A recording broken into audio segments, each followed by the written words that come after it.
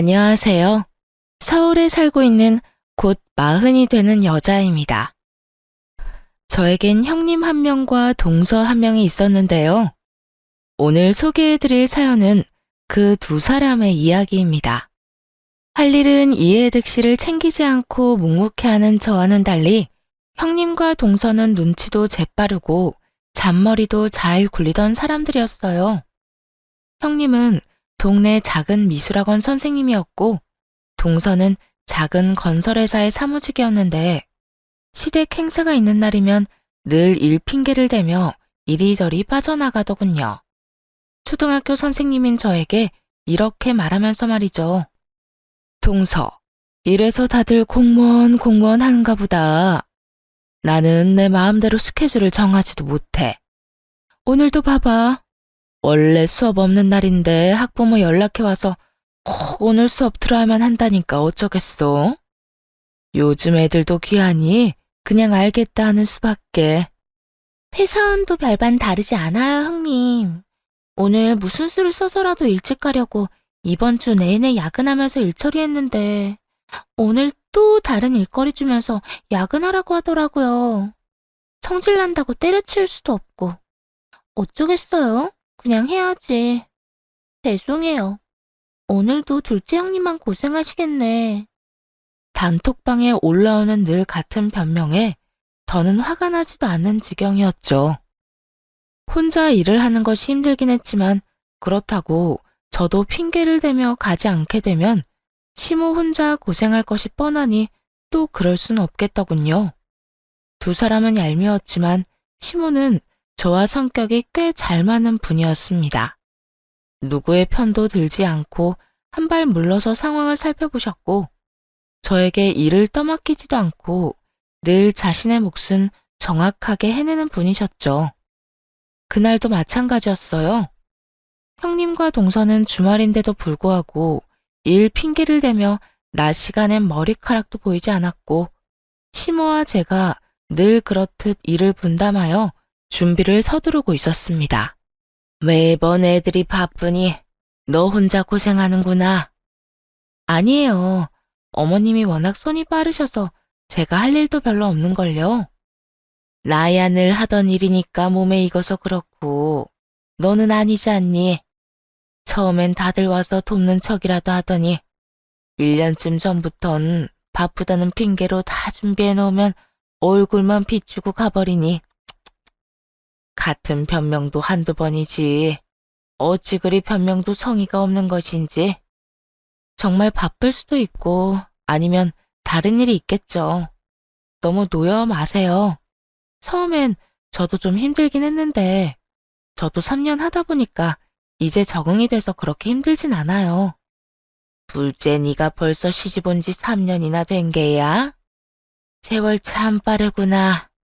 에휴, 어쨌거나 네가 좀 더 고생 좀 해주려무나. 내가 죽기 전엔 이 제사 더 없애주고 갈 터이니 우리 다 죽고 나면 너희는 편히 살아. 일이 고돼도 시모가 마음을 저리 헤아려 주니 위로가 되더라고요. 말 한마디에 천냥 빚을 갚는다더니 가끔 시모가 하는 공감과 위로의 말이 좋았습니다. 그렇게 시모와 이런저런 이야기를 하며 준비를 끝내고 나니 동서가 먼저 그 뒤를 형님이 따라 들어오더군요. 그리곤 약속이라도 한 듯 두 사람 다 봉투를 내밀더라고요. 수고비라면서요. 동서, 수고했어. 이거 얼마 안 되지만 오늘 몸고생했을 텐데 마사지라도 받아. 저도 얼마 안 되지만 준비했어요, 형님. 내일 맛있는 거라도 사드세요. 매번 감사하고 죄송해요. 고작해야 10만 원. 누굴 거지로 하는 것도 아니고 매번 얼마 되지도 않는 봉투로 인사치레는 충분히 했다고 생각하는 두 사람이 그날따라 얄밉더라고요. 돈 봉투는 됐고 형님이 고생 좀 해주셔야겠어요. 동서, 형님 도와서 뒷정리 좀 해. 난 무리했더니 몸살이 오려고 해서 먼저 좀 가야 할 것 같아. 뭐? 우리 둘이 함께 이 많은 뒷정리를 언제 다 해? 동서가 있어야 빨리 끝나지. 맞아요. 형님은 매번 하던 일이지만 첫째 형님이랑 저는 하는 시육만 해서 요령도 에, 그게 아니라 하여튼 형님이 계셔야 빨리 끝나죠. 말 한 번 잘했네. 일도 많이 해봐야 늘고 요령도 생기는 거 아니겠어? 이참에 나 없이 두 사람 호흡 좀 맞춰봐. 그동안 얼마나 이런 일을 안 해봤으면 나 없이 못하겠다는 말이 나오겠어? 시간이 얼마나 걸리든 내 알 바 아니니까 나 붙잡고 늘어지지 마. 이 말에 동서는 가만히 입을 닫았는데 형님이 급발진을 하며 화를 내기 시작하더군요. 동서, 지금 나 들으라고 하는 이야기야? 맏며느리가 돼서 이런 일에 줄곧 빠졌다고 핀잔 주는 거야, 뭐야? 내가 놀면서 안 왔어? 말했잖아. 나도 학부모들이랑 애들 스케줄 때문에 어쩔 수 없었다고. 피차 잘 아는 사람들끼리 그 정도도 이해 못해? 제가 뭐라고 했나요? 전 그저 제 몸이 아파서 먼저 가겠단 말을 했을 뿐이고 형님이 저를 붙잡았잖아요. 그래서 두 사람이 좀 알아서 하라고 했는데 제 말 어디에 핀잔이 있었나요? 왜요? 괜히 찔리나 봐요? 형님 말대로 일이 그렇게 돼서 못 온 건데 왜 혼자 제발저린 사람처럼 나를 세우세요? 형님은 어떻게 해서든 말싸움에서 이겨보려 입을 열었지만 그 순간 심호가 나서 그 상황을 깨끗하게 정리해버리더군요. 대놓고 제 편을 들어주며 말이죠. 몸이 안 좋으면 가야지. 둘째, 뒷정리는 신경 쓰지 말고 얼른 가보거라. 몸도 안 좋다는 애가 뒷정리까지 왜 신경을 쓰니? 여기 사람이 몇 명인데. 내가 네 남편한테 나가서 차에 시동 걸어 놓으라 했으니까 얼른 가보거라. 평소엔 며느리들 대화엔 절대 끼는 법이 없던 시모까지 나서 저의 등을 떠밀어주니 두 사람은 아무 말도 하지 못하더군요. 시모는 제가 평소에 좋아하던 음식까지 싸주며 배웅해 주셨고 저는 편안하게 집으로 돌아왔죠.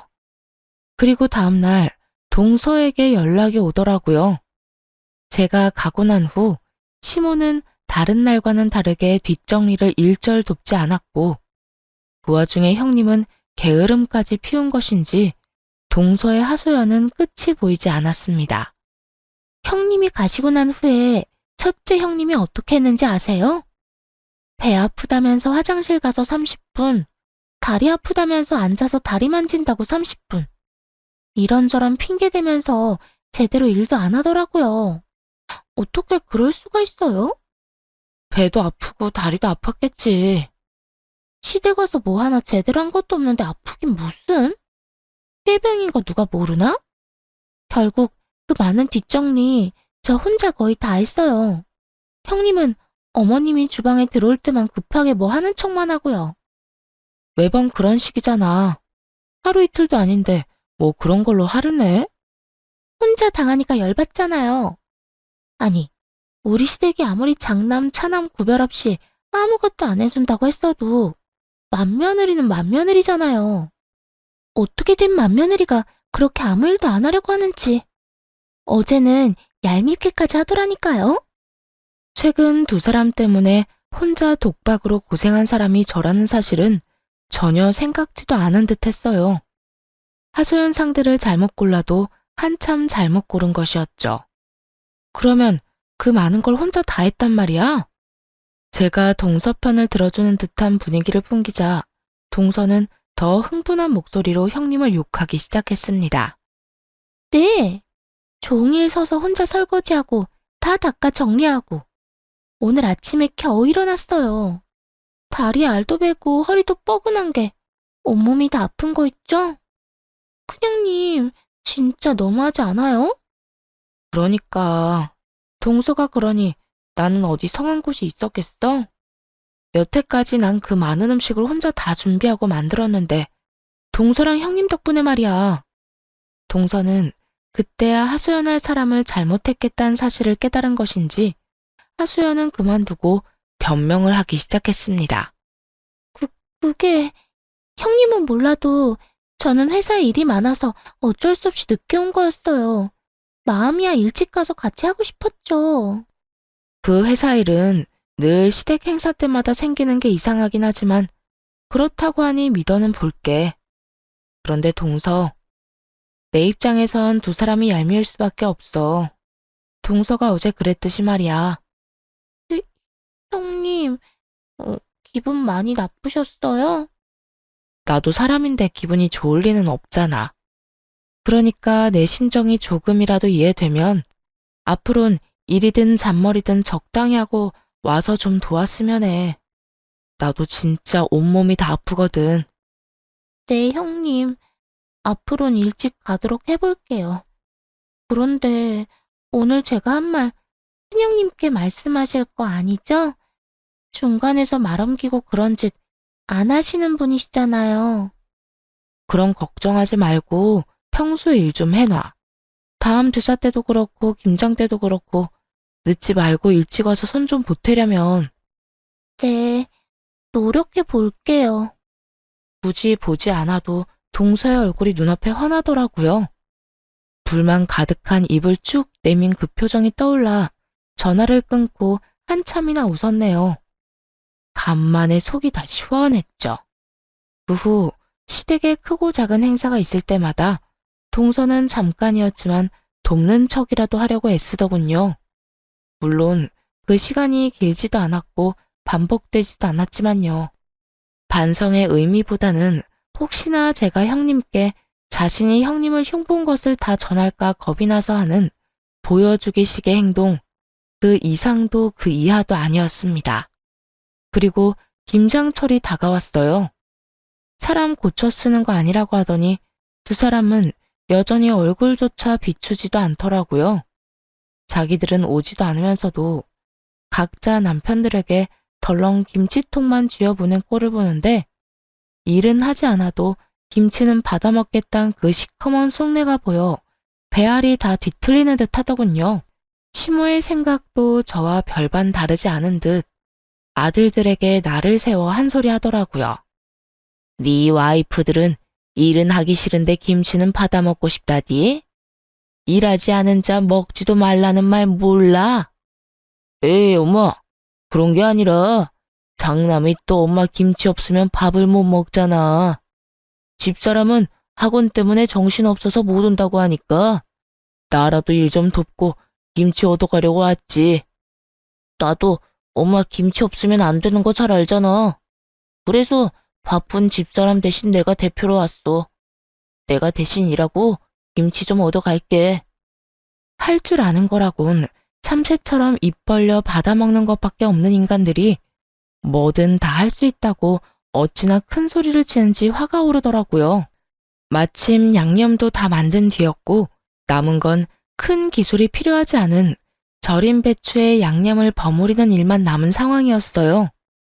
전 고무장갑과 앞치마를 벗어 시숙에게 주고 시모의 고무장갑과 앞치마를 벗겨 시동생에게 쥐어주며 이렇게 말했어요. 뭐든 다 하실 수 있다고 하니 뒷일 좀 부탁드릴게요. 만들어 놓은 양념 절인 김치에 버무려서 김치통에 차근차근 담고 뒷정리만 하면 돼요. 쉽죠? 재수씨, 아무리 그래도 이걸 남자 둘이 어떻게 해요? 맞아요, 형수님. 저흰 그냥 통에 담아놔 주려고 온 거라고요. 이딴 일 하려고 온 게 아니라고요. 그건 서방님 생각일 뿐이고 형님이나 동서 왔으면 두 사람 몫인 일이었을 테니까 두 사람 대신해서 온 아주버님이랑 서방님이 다 하세요. 어머님이랑 저는 나가서 좀 쉬다 올 테니까요. 그러면 수고하세요. 시모의 손을 이끌고 나오면서도 시모가 언짢아 하면 어떻게 하나 걱정했는데 표정이 저보다 더 밝더라고요. 속이 다 시원하다는 듯 유쾌하게 웃으시는데 걱정이 싹 날아가며 처음으로 고부관계를 내려놓고 사람 대 사람으로 대하며 좋은 시간을 보냈습니다.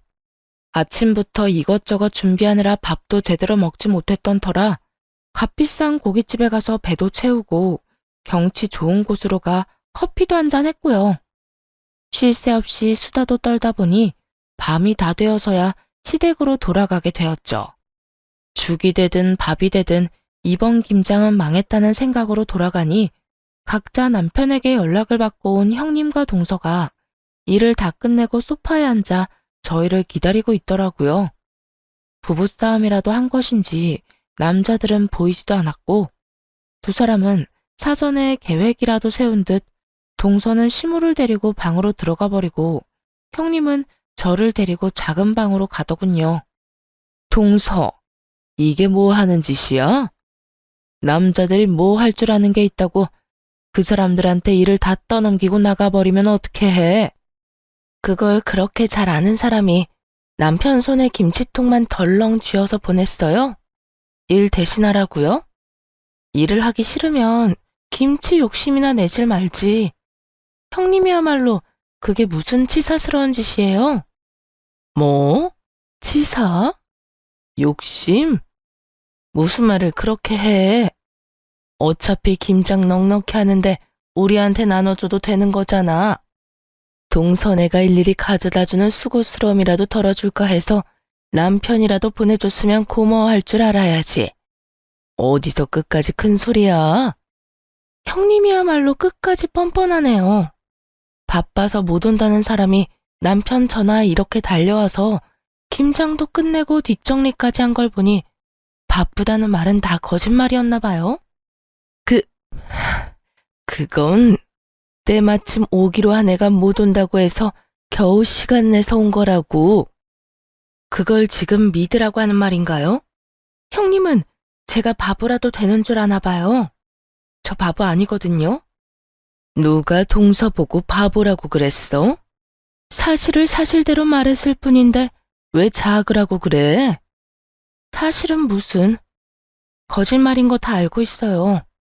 매번 거짓말로 넘어가는 거 뻔히 알면서도 눈 감아줬으면 최소한 통만 쥐어서 보낼 생각은 말았어야죠. 사람 약 올리는 것도 아니고 그게 뭐 하는 짓이에요? 동서, 평소에 쌓인 게 많은 건 알겠는데 지금 너무 버릇없다는 생각은 안 해? 완전 하극상이지, 하극상. 내가 서열로 보나 나이로 보나 동서보단 윗사람이야. 아무리 기분이 상했다고 해도 예의는 갖추란 말이야. 예의를 그렇게 중시하는 사람이 나이 많은 시어머니는 죽어라 일하는데 이때껏 코빼기도 안 비쳤던 거예요? 그런 말을 하려거든 평소에 행동이나 똑바로 하고서 하세요. 그딴 식으로 굴어놓고 이제 와서 위계질서 같은 것 따지면 그 말이 와닿기나 하겠어요? 코빼기도 안 비쳤다니. 나도 그렇고 막내 동서도 그렇고 바쁘기 전에는 누구보다 일찍 와서 일 도맡아서 했어. 이거 왜 이래? 전 그게 언제적 이야기인지 기억도 안 나는데 형님 기억력은 참 남다르네요. 하여튼 전 앞으로도 이런 식으로 형님이나 동서가 치사하게 굴면 똑같이 치사하게 굴 거니까 그런 줄 아세요.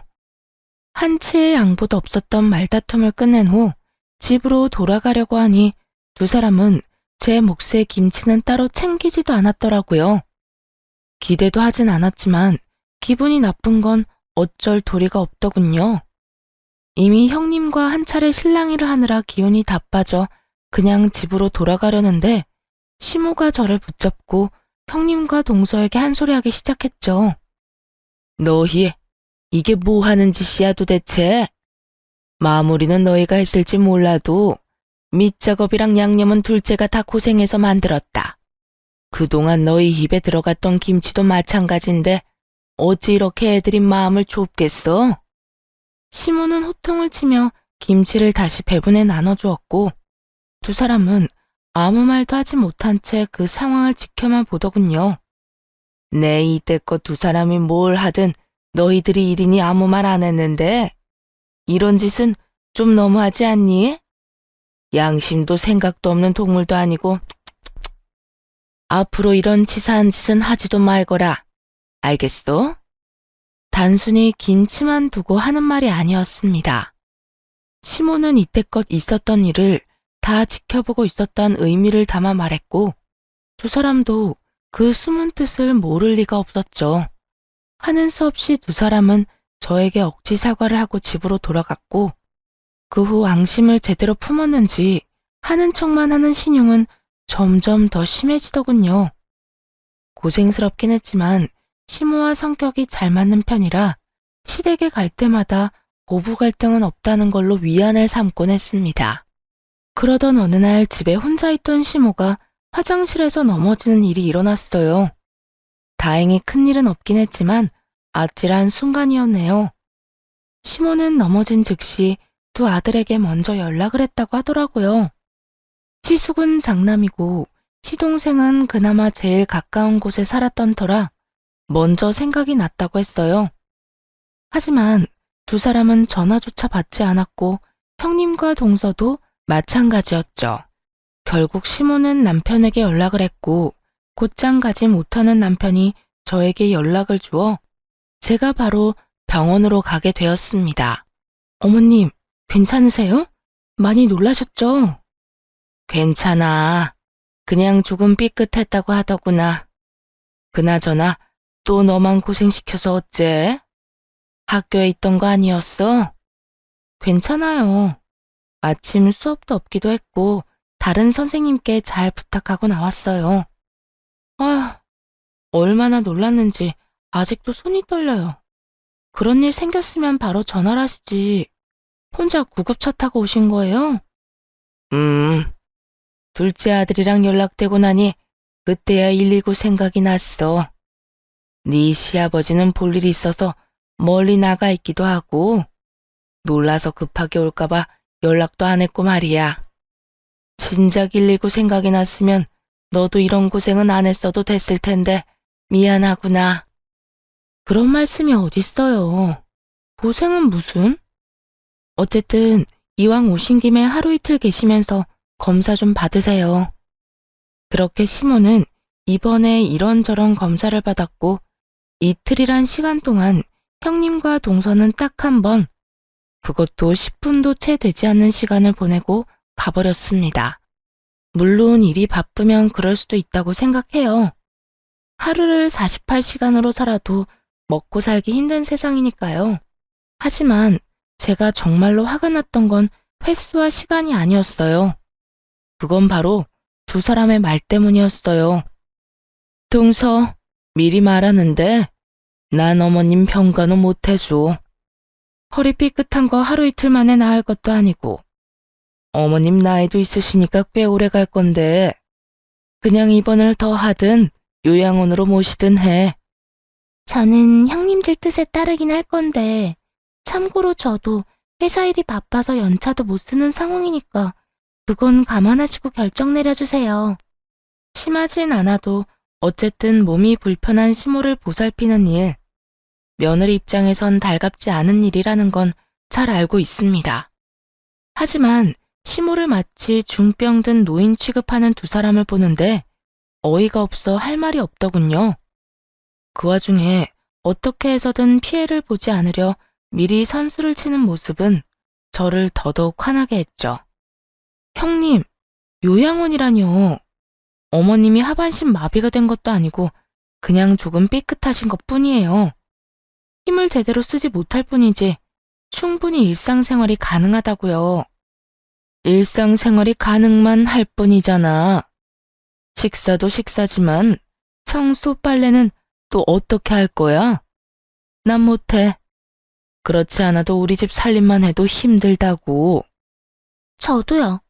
저희 집도 지금 엉망진창인데, 전 절대로 어머님 살림까지 신경 못 쓴다고요. 그만. 두 사람 뜻 충분히 알았으니까 이만 돌아가세요. 동서도 그만 가봐. 하늘이 두 쪽이 나도 두 사람한테 도와달라는 말 안 할 테니까. 두 사람은 만족한다는 듯 미소를 보이며 돌아갔고 시모는 퇴원을 하게 되었습니다.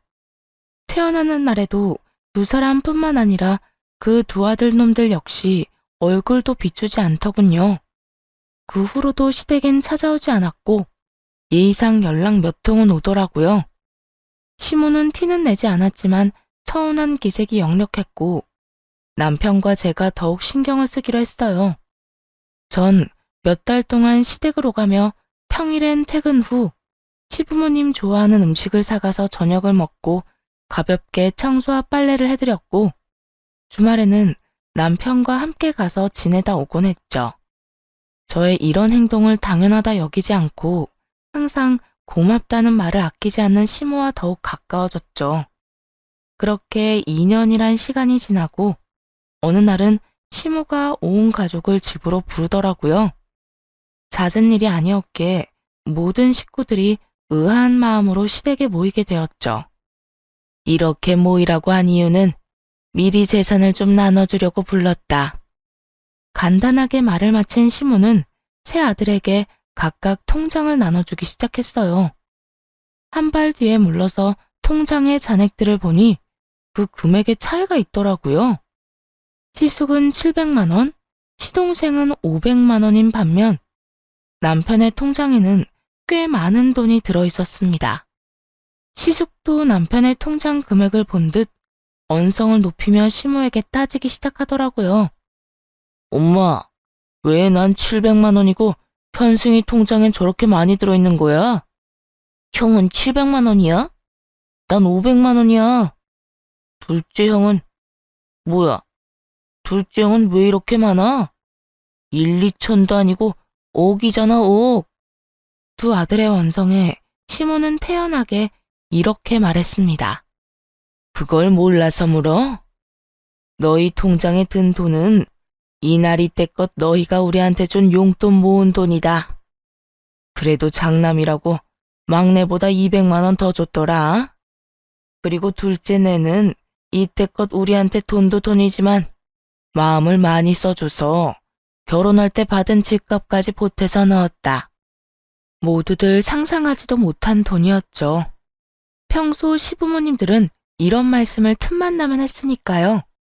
우리 너희한테 할 만큼 했다.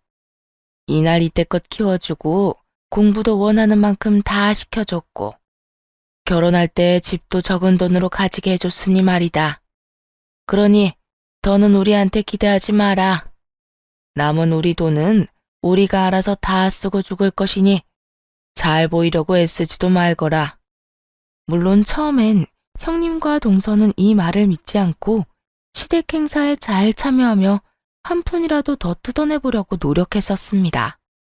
하지만 시부와 시모는 이 말이 100% 진심이라는 듯 하나둘 처분하신 돈으로 여행도 다니고 병원도 자주 오가며 돈을 아끼지 않고 쓰셨어요. 저 이야기도 반복해서 하시기도 했고요. 작정하고 한 번 쓸 때마다 꽤 큰 돈을 쓰는 시부모님들을 보며 그 추세라면 물려받을 것이 없다고 생각한 형님과 동서는 그때부터 시댁일에 손을 놓기 시작했던 것이었죠. 시모는 아무 말도 하지 않고 새 자식과 새 며느리가 어떤 식으로 구는지 지켜봤고 그 결과가 통장에 찍힌 금액으로 나타난 것이고요. 저와 남편은 얼떨떨한 마음에 아무 말도 하지 못하고 있었고 화가 난 시숙은 시모에게 언성까지 높이며 모함을 지르더라고요. 아무리 그래도 이건 차별이 너무 심하잖아. 현승이가 엄마한테 잘해봤자 장남인 나보다 잘했겠어? 장남인 너보다 훨씬 더 잘했어. 지난 몇 년간 너희는 우리 집에 무슨 일이 일어나든 관심도 없었던 반면 둘째 내는 내가 다친 이후론 주일마다 우리 집에 와서 무슨 일이든 먼저 나서 도와주곤 했다. 평일에도 마찬가지고 말이야. 그건 우리도 마음으론 100번, 1000번 더 오고 싶었다고. 그런데 일이 바쁜 걸 어떡해? 둘째 내는 둘 다 집에서 노는 애들이니? 쟤들도 일하고 바쁜 애들이야. 그리고 평소에는 그렇다고 쳐도 집안 행사에라도 너희가 똑바로 참석이나 한 적이 있니? 매번 이런 핑계 저런 핑계만 댔지. 핑계가 아니라 진짜 바빴다니까. 어쨌든 참석 안 하는 건 너희 마음대로 했듯 우리 재산 우리 마음대로 주겠다는 거니까 더는 군말하지 마. 시모의 말에 시숙은 말을 잇지 못했고 시동생 역시 입이 10개라도 할 말이 없는 상황이었죠. 화는 나지만 그 누구도 쉽사리 나설 수 없는 그 상황에 형님이 나서 급하게 반성하는 척을 하더라고요. 어떻게 해서든 시모의 마음을 돌려보려 갖은 애를 쓰며 말했죠. 어머님, 저희가 이때껏 너무 무심했던 거 인정해요. 그건 정말 죄송하게 생각한다고요. 아무리 그렇다고 해도 이건 차별이 너무 심하잖아요. 차별? 네가 한 짓은 생각지도 않고 차별이라고 말을 하고 싶은 게야? 저도 제 나름대로 최선을 다했다고요. 최선? 맏며느리라는 게 뭐 하나 앞장서서 하기는커녕 어떻게 해서든 일 한 번 안 하려고 잔머리만 굴리는 거 내가 몰랐다고 생각하니? 너 하는 꼬락선이 보기 싫어서 이때까지 집에 안 오는 것도 아무 말도 안 하는 거였다. 시모는 그간의 서운함을 쏟아내듯 숨 한 번 쉬지 않고 형님을 몰아붙이더군요. 형님은 억울하다는 표정으로 시모를 바라보았고 상황을 지켜보며 타이밍을 노리던 동서가 용서를 구하기 시작했죠. 어머님, 저희가 다 잘못했어요. 앞으론 둘째 형님네보다 더 잘할 테니까 저희한테도 기회를 좀 주세요. 기회는 몇 년 동안 충분히 줬다. 긴 시간 지켜보고 깊이 생각하고 내린 결론이니 긴 말 하지 마. 장남, 차남 구별 없이 다 안 주신다고 하셔놓고 이건 좀 아니잖아요. 어머님께서 이렇게 따로 챙겨둔 돈이 있다는 걸 알았다면 저흰 둘째 형님네보다 더 잘했을 거라고요. 돈 바라고 하는 효도가 무슨 의미가 있어? 그리고 둘째네는 우리가 이럴 줄 알고 그렇게 잘한 줄 알아? 뭐 좀 알았는지 누가 알겠어요? 말이야 바른 말이라고 요즘 같은 세상에 누가 시댁일에 나서서 하고 싶겠냐고요. 특히나 맏며느리도 아닌데요. 너희 다 똑같이 아무것도 모르는 상황이었고 그 상황에서 둘째네만 우리한테 헌신적이었어. 난 줄 돈 다 줬고 더는 번복할 생각 없으니 얼른 다 돌아가. 속 시끄러워. 시모는 방으로 들어가 버렸고 형님네를 선두로 동서네까지 화가 잔뜩 난 채 나가버리더군요. 그땐 다신 시댁에 발길도 하지 않을 사람처럼 화를 내곤 가버리더니 그 후 시댁에서 일이 있을 때마다 누구보다 빠르게 와서 온갖 일을 스스로들 하더군요. 그 얼마나 속이 훤히 보이는 아부질인지 보는 제가 다 민망할 지경이었습니다. 시모 역시 같은 마음인지 어느 순간부턴 저에게 연락이 오더라고요. 아가, 오늘도 일찍 올 필요 없다. 천천히 볼일 다 보고 늦게 오거라. 네? 설마 형님이랑 동서 벌써 왔나요? 아침부터 와서 안 해도 되는 일까지 다 한다고 난리들이다. 진작 저렇게 좀 하지. 이제 와서 저런다고 달라지는 것도 없거늘. 하여튼 여기 상황은 이러하니 너까지 와서 힘쓸 필요 없어. 네, 알겠어요. 그러면 시간 맞춰서 갈게요. 그래, 정 바쁘면 안 와도 되니까 여긴 너무 신경 쓰지 마. 이렇듯 완벽하게 제 편이 되어버린 시모와 뒤늦게 효도하는 척을 하는 형님과 동서 덕분에 편안한 시집살이가 시작되었습니다. 혹시나 제가 일손을 거들지 않는다고 화를 내면 어쩌나 했는데 두 사람은 오히려 늦게 오는 제가 더 달가운 분위기였어요. 제가 늦으면 늦을수록 자신들이 더 점수를 딸 수 있을 거라 착각하는 듯했죠. 그 헛수고를 언제까지 하려나 했더니 1년도 채 되지 않아 두 사람은 약속이나 한 듯 돈 타령을 하기 시작했습니다. 그날은 아무 날도 아닌데 형님과 동서가 아침부터 시댁을 찾아왔더군요. 마침 주말이었던 터라 저흰 늘 하던 대로 시댁에서 하루 자고 일어난 참이었죠. 척 보아도 작정을 한 얼굴이었는데 훤히 보이는 속내만큼이나 말 또한 돌리지 않고 바로 본론을 꺼내놓더라고요. 어머님도 잘 아시죠? 요즘 애들 유학은 기본이라는 거. 그래서 어머님 장손도 유학을 보내려고 하는데 아시다시피 저희가 그만한 여유가 없어요. 아버님이랑 어머님께서 좀 도와주시면 안 될까요? 그러니까 네 말은 네 아들 유학비를 우리한테 부담해라. 이 뜻이야? 네, 부탁 좀 드릴게요. 여유가 없으신 것도 아니고 여유 되시잖아요. 그리고 집안에 장남이랑 장손이 잘 돼야 좋은 거 아니겠어요? 우리 아들이라서 하는 말이 아니라 앞길만 잘 닦아주면 훨훨 날 수 있는 애라고요. 아무리 부모 욕심은 끝이 없다지만 정규 수업도 잘 못 따라가서 성적은 늘 하위권에 과외란 과외는 다 하고 있는 걸 아는데 외국에 보낸다고 한들 뭐가 달라질까 싶더군요. 시모의 생각도 저와 별반 다르지 않았는지 형님에게 따끔하게 한 소리 하더라고요. 네 아들 영어는 제대로 할 줄이나 아니? 가서 배우는 것도 기본적인 건 할 줄 알아야 보내는 거지. 한국말도 제대로 못 알아들어서 하루가 멀다고 학교에서 연락 오는 애를 외국에 보내서 돈만 가져다 버릴 셈이야? 그러니까 유학이라도 보내보려는 거예요. 한국에서 적응 못하고 시간 낭비할 바엔 유학이라도 가면 더 넓은 세상도 보고 귀도 트일 거 아니에요. 귀가 트이기는 입도 한번 못 대고 집구석에 처박혀 있다가 돌아오겠지. 나도 이렇게 훤히 보이는데 너는 네 아들을 몰라도 너무 모르는구나. 이상한 소리 하지 말고 품에 끼고 있으면서 인간부터 만들어. 시모의 말에 비웃음을 픽하고 뱉어낸 동서는 급하게 헛기침을 하더니 자신의 본론을 꺼내놓더라고요. 어머님, 막내 아들 좀 도와주셨으면 해서 찾아왔어요. 대체 뭘 도와달란 말이니? 어머님 막내 아들이 요즘 회사 생활을 너무 힘들어해요. 얼마나 스트레스가 쌓였으면 하루가 멀다고 술만 마시고 들어오고 입맛도 없는지 밥도 제대로 못 먹어요. 저러다 사람 잡겠어요. 그래서 하고 싶은 말이 뭐야? 네 남편이 힘들어하는데 나한테 뭘 어쩌라고 이렇게 서론이 길어? 아니, 요즘 일이 힘들어서 그러는가 사업 이야기를 계속 꺼내던데 좀 도와주시면 안 될까요? 많이도 아니고 가게 얻을 돈만 좀 도와주시면 저도 회사 그만두고 남편 도와서 열심히 꾸려볼게요. 사업? 그러니까 장사를 하고 싶다 이 말이지?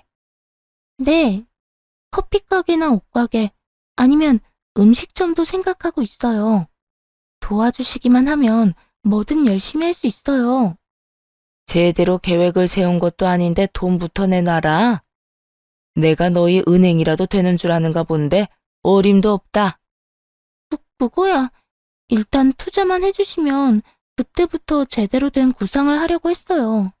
돈 해주신다고 확답만 주시면 사업 계획서 제대로 작성해서 보여드리면 되잖아요.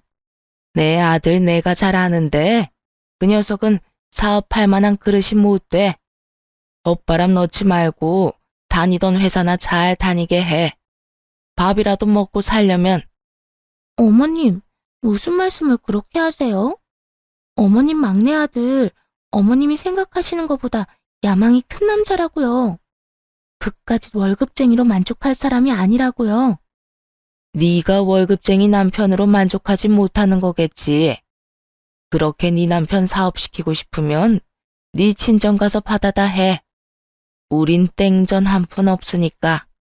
두 사람의 터무니없는 요구가 모조리 실패로 끝난 후 형님과 동서는 이대로는 안 되겠다 싶었는지 공치사를 늘어놓기 시작했죠.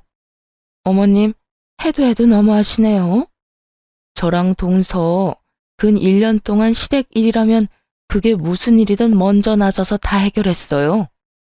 그게 잡일이든 뭐든 가리지 않고 본업보다 더 열심히 했다고요. 이 정도 했으면 둘째만큼은 아니더라도 조금은 주실 수도 있잖아요. 맞아요, 어머님. 저희도 할 만큼 했는데 도대체 언제쯤 재산 좀 나눠주실 거예요?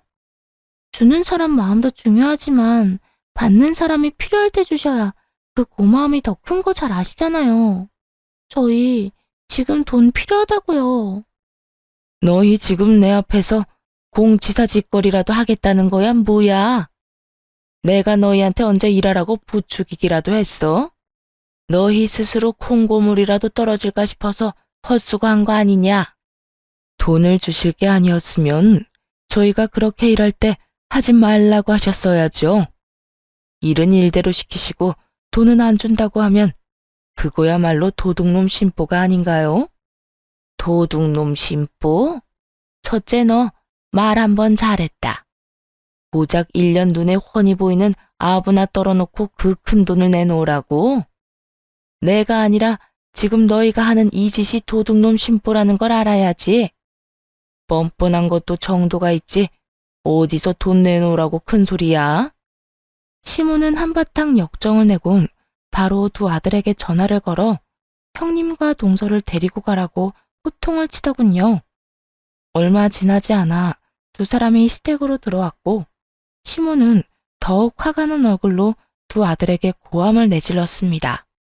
이 물건들 얼른 내 눈앞에서 치워라. 어디 마누라 앞세워서 부모 주머니에서 돈 빼내 나갈 궁리를 해? 내가 너희를 그렇게 키웠어? 그냥 보아도 시모의 화가 머리끝까지 난 것을 알겠는데 시숙은 눈치가 없는 것인지 생각이 없는 것인지 도리어 큰 소리로 화를 내기 시작하더군요. 엄마, 계속 이런 식으로 나오면 나 아버지랑 엄마 노후 책임 못 져? 장남이 괜히 장남인 줄 알아? 뭐야?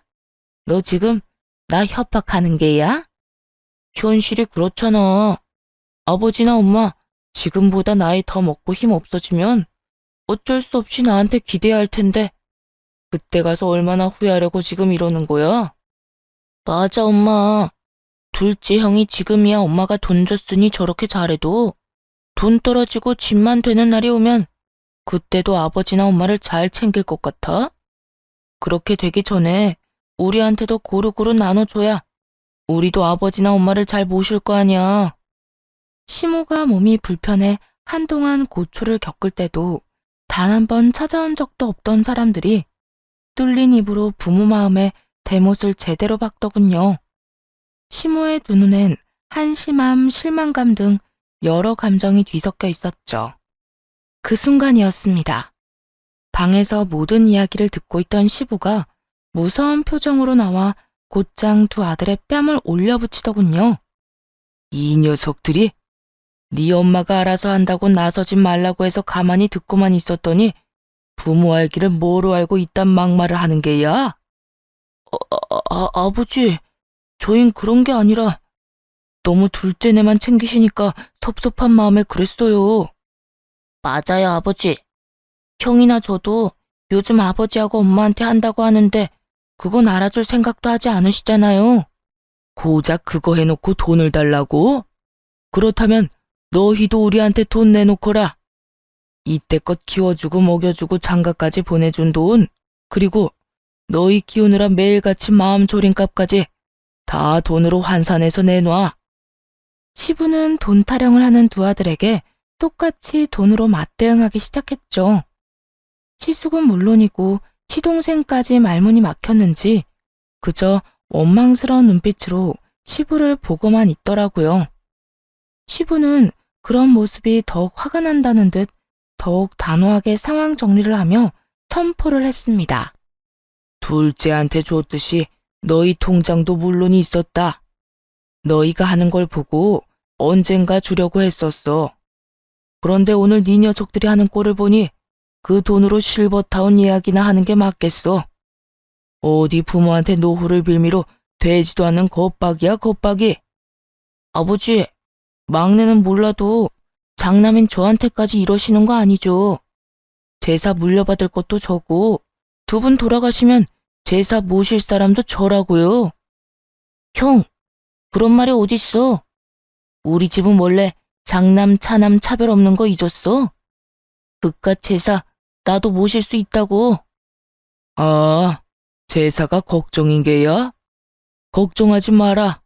엄마도 그렇고 나도 그렇고 우리 죽기 전에 그 제사 다 없애버릴 작정이니.